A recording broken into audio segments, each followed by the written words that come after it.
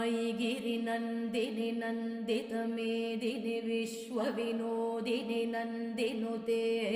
गिरिवरविन्द्यशिरोधिनि वासिनि विष्णुविलासिनि जिष्णुनुते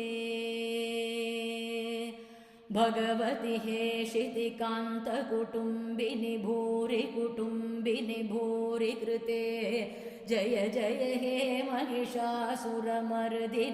रम्यकपर्दिनि शैलसुते सुरवरवर्षिणि दुर्धरदर्शिनि दुर्मुखमर्षिणि हर्षरते